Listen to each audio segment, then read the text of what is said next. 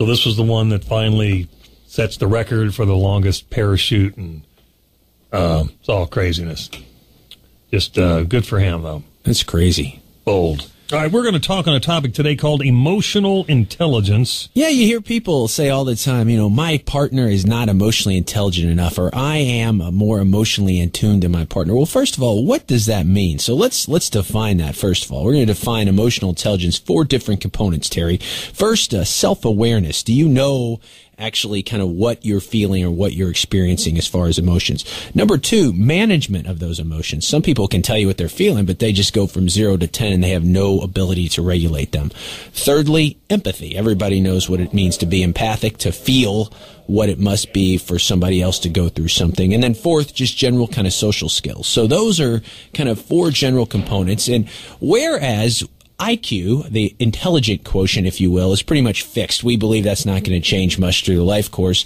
The EQ, the intelligence or emotional intelligence quotient, we believe that can change. So lots of people think, well, I'm wired differently than my partner. And also, there's others that convey being emotional with weakness. And us in the therapeutic world don't believe that. In fact, we believe that both within balance are necessary. This rational mind combined with the emotional mind forms together to what we call have the wise mind. But if you're too governed by your rational thoughts or your cognitive side, that's not good. Much the same if you're overly emotional and or too reactive, that's not good. Aren't there a lot fewer people with that old Bear Bryant sort of stone-faced guy, kind of man doesn't talk? You'd think so, but these traditional gender roles, marriage and family therapists see a lot in the therapy room where a man comes in and he believes that really to be a good partner, to be a good role model for his kids, or to be there for his wife, he must be stoic and removed.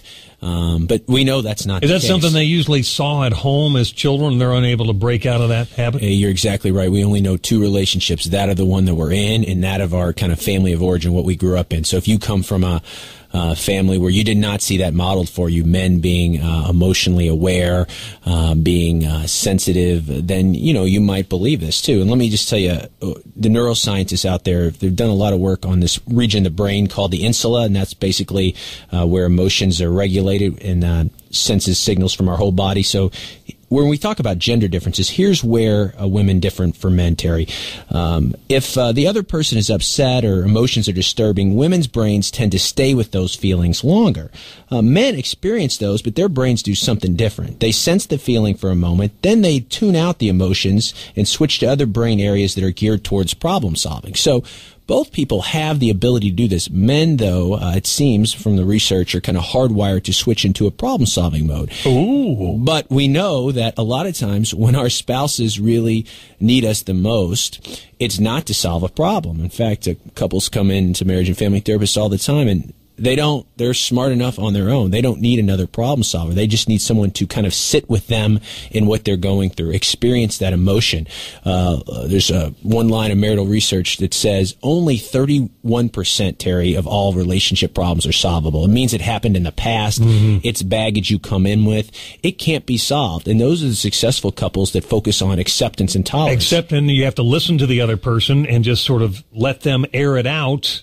And then move on, because that thing will then diminish. It's like the pimple on your nose. You wake up on Sunday and it's there, and you're thinking, and then it sort of just fades away. Yeah, you're exactly right. And you also, a lot of men say, well, that shows, I'm analytical in my professional world, and that might serve them very well. Deal with a lot of doctors, lawyers, engineers, men that have to be analytical.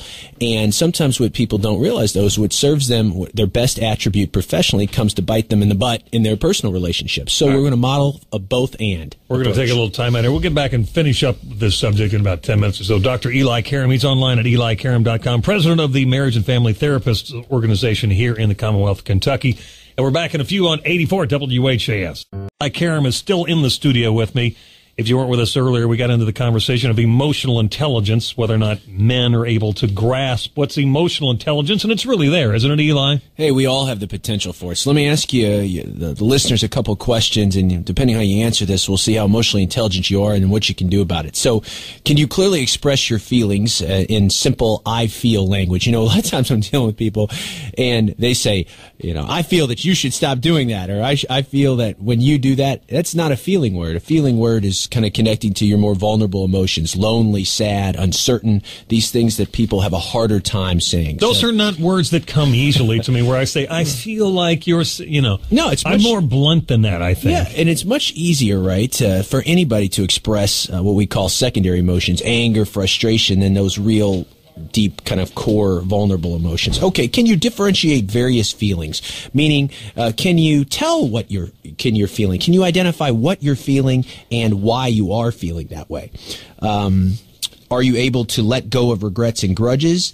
And do you feel in control and consistent in the way you act? So you answered no to some of those. You probably have some room to raise your EQ or your emotional intelligence quotient. I would concur. All right. So here's what you do. First of all, you know, identify your feelings. And as we were saying a second ago, most people can't do that very well. So label what you're feeling. Take responsibility for what you're feeling. I've never seen a relationship, as I've told you, Terry, where it's one person is 100% of the blame. So label your part in that and how you're feeling about it. Anticipate your feelings. We can go into predictable scenarios where we know we're going to be anxious. We know we're going to be under the gun. Take a second out, anticipate what's coming up. Ask others how they feel. Develop this sense of empathy if you cannot pick up on the radar well. And be less defensive and put your problems into perspective. These are all things we can do to become a little more emotionally intelligent. Yeah, I got work to do, I can assure you, based on that laundry list. And remember, the idea is to master but follow your emotions. This idea that we're all need to be rational and analytical all the time, not true. It's when they say go with your gut for a reason. Our gut informs us, and it's how we combine the rational mind with the emotional mind that forms the wise mind. Dr. Eli Karam, he's online at elikaram.com. That's Karam. We'll talk again soon. See you soon. James St. James checking in from Hollywood in a few minutes. This Kentucky Power